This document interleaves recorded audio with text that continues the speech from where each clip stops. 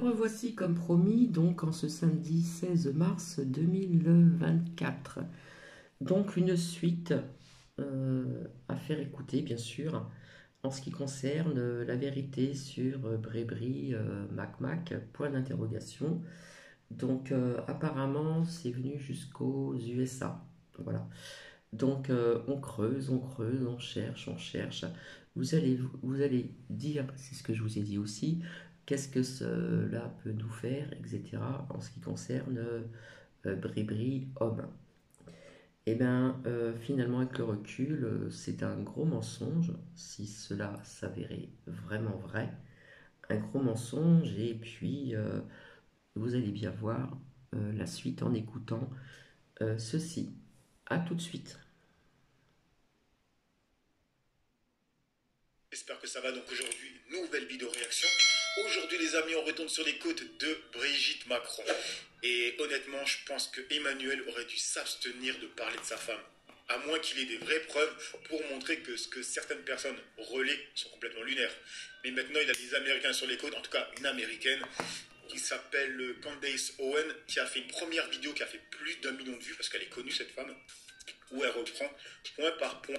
Une petite chose aussi qui m'a interpellée quand le roi Charles est venu donc à la rencontre de Mac et Bribri, il a fait le baise-main, hein, le protocole de chez eux, le baise-main aux femmes, et à Bribri, il lui a serré la main.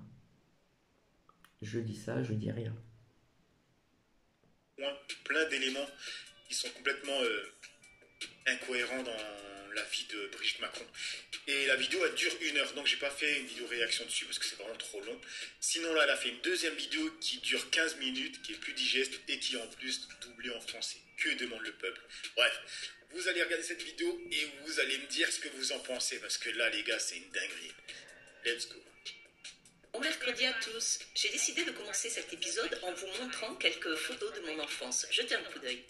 C'est moi, avec mon grand-père, comme c'est mignon.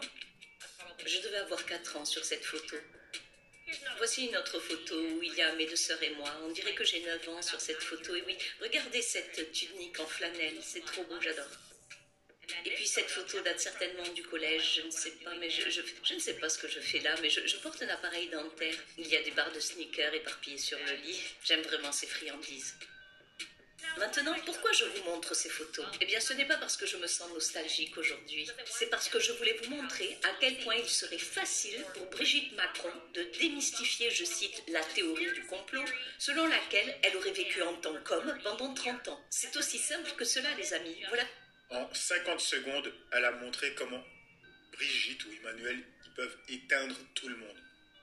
Et ils peuvent montrer ça, même pas en faisant, en mode je réponds aux complotistes, juste en montrant sa vie, tu vois. Comme on a pu voir Emmanuel Macron, jeune, etc., tu vois. Tout simplement. Tout simplement.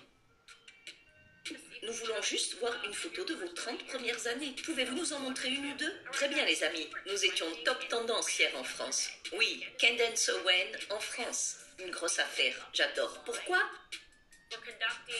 Pour avoir mené une recherche fondamentale. Une enquête vraiment fondamentale sur les affirmations crédibles selon lesquelles Brigitte Macron est en fait née Jean-Michel Trogneux et a vécu pendant 30 ans en tant qu'homme avant de transitionner en femme. Et devinez quoi?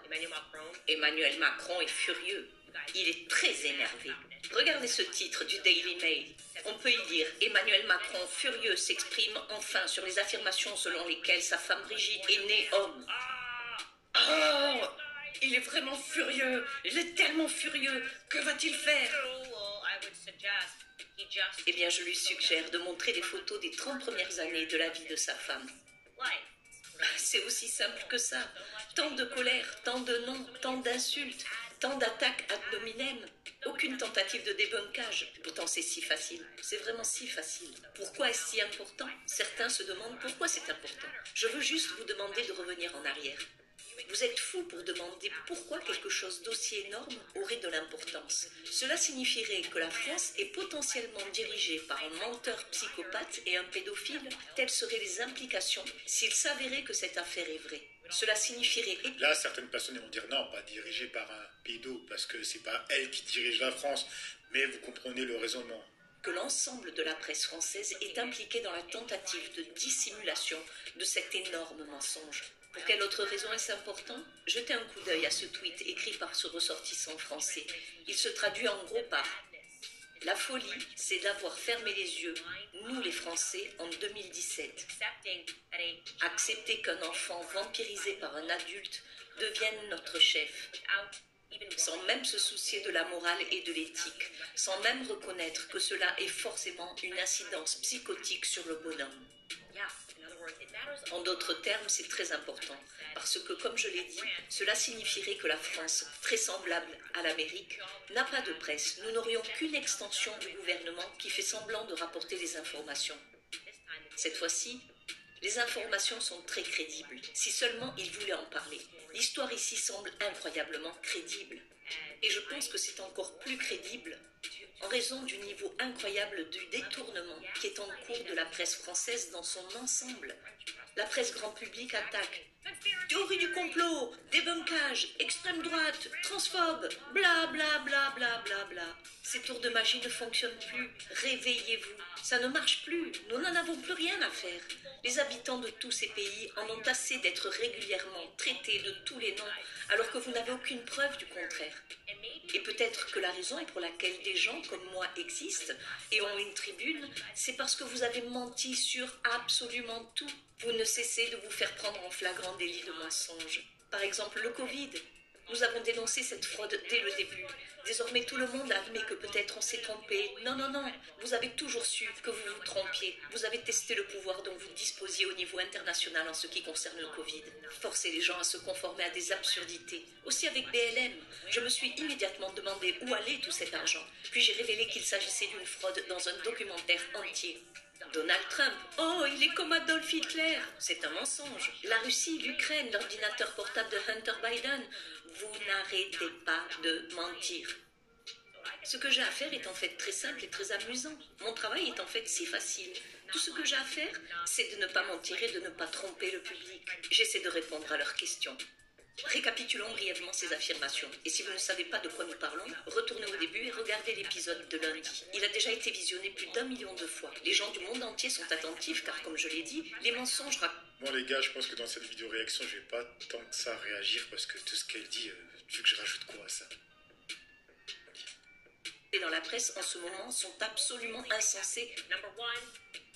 Je récapitule brièvement. Premier point. On prétend que Brigitte Macron a vécu en tant qu'homme, prénommé Jean-Michel, pendant 30 ans avant de devenir Brigitte. Voici une photo, côte à côte. C'est tout de suite très crédible. Deuxième point. Brigitte Macron affirme que non, non, non, Jean-Michel est son frère. Le problème, c'est que son frère a disparu. Elle prétend que son frère est en vie. Il serait très facile pour elle de se promener avec lui et de dire « Voici Jean-Michel ». Il se trouve que nous nous ressemblons, mais non, Brigitte Macron refuse de le faire. Et puis en termes de données généalogiques, les gens sont sur Internet et cherchent. Ce qu'ils ont révélé, c'est qu'une personne nommée Jean-Michel a existé pendant une trentaine d'années, puis a cessé d'exister. Et tout à coup, Brigitte Macron est arrivée et a existé. Donc oui, c'est problématique.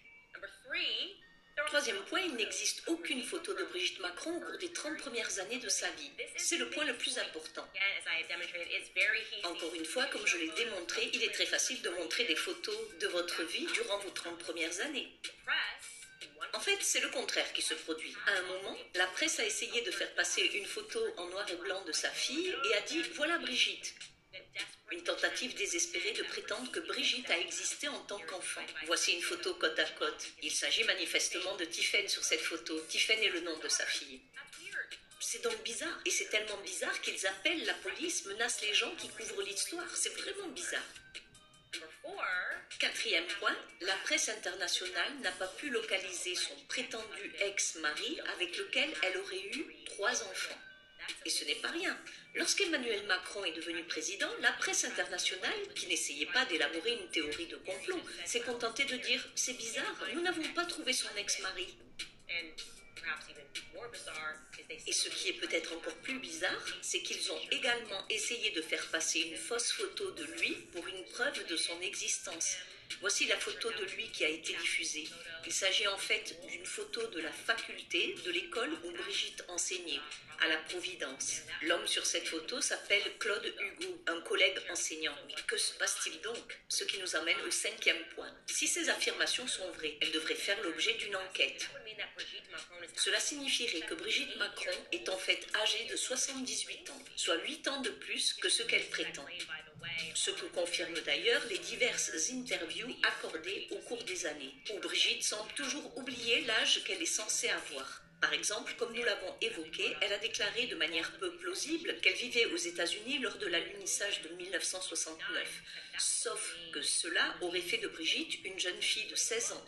Elle a dit qu'elle vivait seule lors de l'alunissage. Non, les jeunes de 16 ans ne sont pas autorisés à vivre seuls aux États-Unis. Mais si elle avait 8 ans de plus, si Brigitte avait 24 ans, elle aurait très bien pu vivre seule. Aujourd'hui, nous allons nous pencher sur quelque chose que les gens ne comprennent pas très bien. Je veux donc que ce soit clair pour vous. La question est de savoir comment elle a pu avoir des enfants si elle était un homme. Vous pouvez voir une certaine ressemblance entre elle et Tiffany. Cela ne fait aucun doute, n'est-ce pas? Kendall, ça n'a pas pu se produire, c'est ridicule. Eh bien les gars, on prétend qu'elle a engendré les enfants. Encore une fois, je dis cela prétendument. Et je vais vous présenter cette théorie. Ce qui est affirmé est que, tout en vivant comme un homme, Jean-Michel a engendré des enfants. Et ce sont les 3 enfants que vous voyez aujourd'hui. Nous allons donc passer cette partie en revue lentement. Rappelez-vous que la presse internationale n'a pas pu trouver la moindre trace de son prétendu ex-mari qui aurait été un grand banquier. C'est un peu bizarre de ne pas pouvoir trouver un grand banquier. Ils ont dit qu'il s'appelait André-Louis Osière. Son nom complet aurait été André-Louis Osière. Il était désigné comme sous-directeur de la délégation régionale de la Banque française du commerce extérieur. La Banque française du commerce extérieur se trouve à Strasbourg. Le seul problème est qu'il n'existe aucune trace de cette banque dans le secteur bancaire. Oups! Alors que la presse commence à creuser la question, Tiffany, la fille de Brigitte, annonce soudain qu'il est mort. Mort subitement, les gars. Ah les gars, ça commence à faire beaucoup quand même. Il n'y a pas le refrain, le mari on le trouve pas, et ensuite on dit qu'il est mort. Les gars, franchement, il n'y a pas de photo d'elle avant 30 piges. Quand même avec la meilleure des deux. Oh putain les gars, ça fait trop. Dites-moi ce que vous pensez de ça déjà. C'est une folie. Moi, ce que je dis souvent, c'est comme quand tu travailles sur quelque chose. On dit souvent qu'il faut sortir du taf que tu fais et revenir parce que tu vas avoir un œil neuf, tu vois. Et en fait, dans les chaînes d'infos ou bien à l'international, quand ils regardent la France, ils la regardent avec un œil neuf, en tout cas extérieur. Nous, on est tellement dedans, tu vois, on a la tête dans le guidon, qu'on peut-être certains, ils se voilent la face, quoi, tout simplement, tu vois. Ils sont dans le déni. Et elle a toutes ces déclarations bizarres. S'adressant à Paris Match, Tiffany a confirmé le décès de son père en disant, je cite, « Mon père est mort. Je l'ai enterré le 24 décembre dans la plus stricte intimité. » C'est ce qu'elle a dit au magazine. Je l'adorais. Elle a poursuivi en disant, « C'était un être à part, un anticonformiste, qui tenait à son anonymat plus que tout.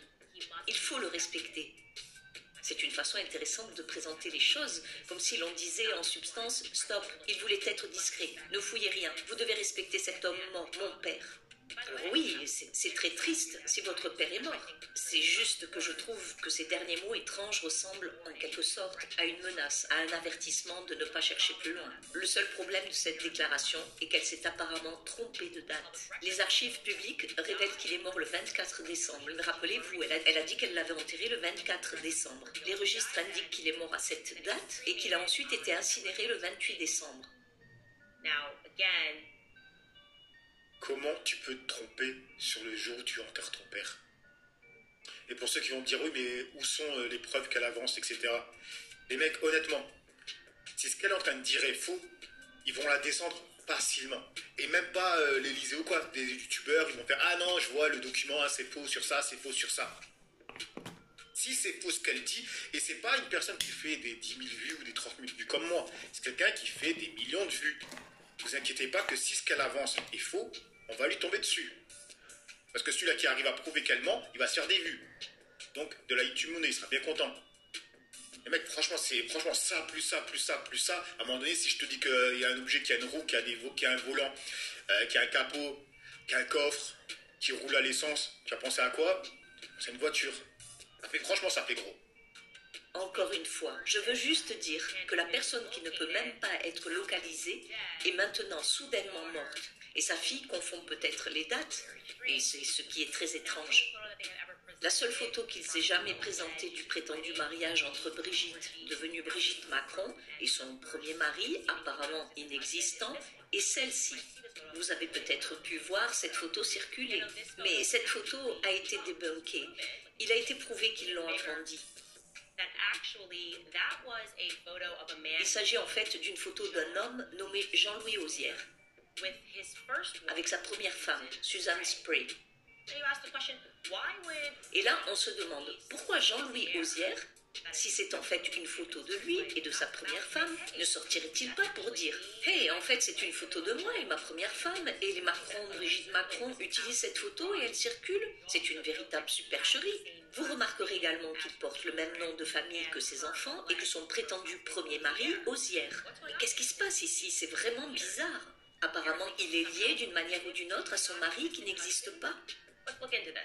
Voyons cela de plus près. Je vais vous expliquer très lentement ce qu'il en est. Voici la théorie, et encore une fois, je tiens à préciser que je le crois crédible au vu de la réaction de la presse et de l'absence de démenti. Mais il s'agit que d'une théorie.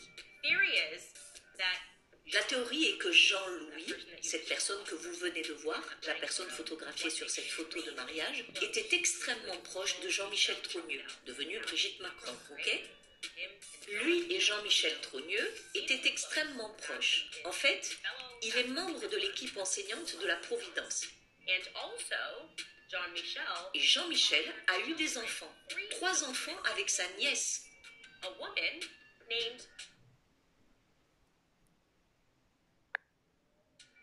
Une femme nommée Brigitte Proba Auzière, ce qui est assez déroutant. Ralentissons un peu, d'accord? La personne dont ils ont utilisé la photo, Jean-Louis,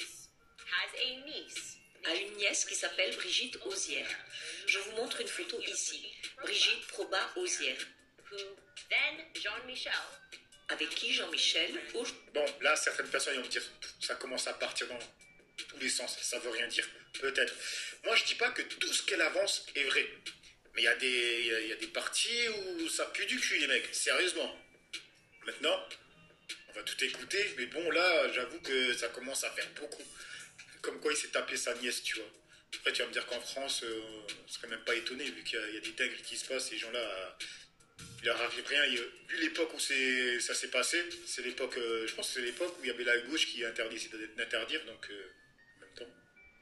Lui, première dame de France, a eu 3 enfants. Alors quand Jean-Michel a décidé de faire une transition, après avoir eu ses 3 enfants avec cette nièce, Jean-Louis a aidé son ami, parce qu'il faisait partie de la famille. Le père des enfants de la nièce, essentiellement de la famille, il a dit « Je vais vous aider dans cette transition ». Et comment a-t-il aidé son ami? Eh bien, Jean-Louis aurait des liens très étroits avec les services secrets français. Cela a donc rendu les choses très faciles, ou du moins plus faciles. Ce qu'ils ont fait ici est presque un tour de passe-passe. Brigitte Proba Auzière, sa nièce et la mère des enfants de Jean-Michel Trogneux existaient déjà, n'est-ce pas? Brigitte existait déjà. Ce qu'ils ont donc fait, c'est qu'ils ont transitionné Jean-Michel avec le même nom. Ils ont fait de Jean-Michel Brigitte, parce que c'est plus confus. Ils ont ensuite créé un faux mari, André Louis, qui n'a jamais existé. Du moins d'après les archives publiques, il est très difficile de trouver cet homme. Encore une fois, c'était un tour de passe-passe parfait, parce que maintenant, ils se disent « Brigitte Auzière existe ou a existé ». Non, en fait, c'est une nièce. Il a aidé son ami. Et l'histoire devient plus sombre et encore plus tordue. Encore une fois, les gars, je vous guide lentement à travers tout cela parce qu'il... Et les gars, tout ce qu'elle vient d'avancer, tu le débugs juste en sortant des photos de Brigitte Macron pendant ses premières années, ses 30 premières années, comme elle a dit. Juste en montrant ça, tu débugs tout. Voulu que cela soit confus. Nous ne découvrons pas tout, parce que personnellement, il faut que vous le sachiez en France, personnellement, j'aime les défis. J'adore quand les médias se lancent à corps perdu et commencent à utiliser des mots comme théorie du complot, fou et extrême droite, parce que c'est ce qu'ils font depuis des années, et que les gens s'en rendent compte. Comme je l'ai dit, le tour de magie ne fonctionne plus, nous vous demandons... Elle a oublié le antisémite, ça aussi. Une chose très simple. Montrez-nous les photos des 30 années. Si nous sommes si fous et si conspirationnistes, s'il vous plaît, montrez-nous les photos de la jeunesse de Brigitte Macron. Ce serait si simple. En fait, il est insensé que Macron, le furieux, ne le fasse pas. Il est insensé que la presse s'efforce de protéger ce récit. Il est tellement évident qu'il est suspicieux de ne pas faire quelque chose d'aussi basique et d'aussi facile qui dissuaderait toutes les rumeurs. Et devinez quoi maintenant? Ce n'est pas seulement une histoire énorme qui se passe en France, c'est une histoire énorme qui se passe en Amérique. Il y a plusieurs journalistes qui prévoient de faire de grandes révélations sur cette affaire. Vous êtes donc avertis, les médias français. Je ne voudrais pas être dans le camp du mal, dans le camp du mensonge. Mais qui suis-je pour vous dire ce que vous devez faire? C'est tout ce que j'ai à dire à ce sujet. Voilà les mecs, et à nous. Donc voici, je ne sais pas ce que vous en pensez, vous pouvez toujours mettre des commentaires bien sûr, avec bienveillance, mais c'est quand même assez troublant. Quand on écoute cette femme qui parle et qui explique certaines choses, et quelque part elle n'a pas tort. Hein. Voilà, rappelez-vous, hein, je ne suis pas la seule, je vous avais dit avec à plusieurs reprises des mises en lumière, des révélations, etc., etc. Ceci a été dit à plusieurs reprises. Donc, je vais vous laisser et je vous souhaite donc une bonne continuation en ce samedi, donc 16 mars 2024. Et peut-être peut-être que je reviendrai demain matin. Voilà, je vous fais des bisous et à très bientôt. Bisous, bisous.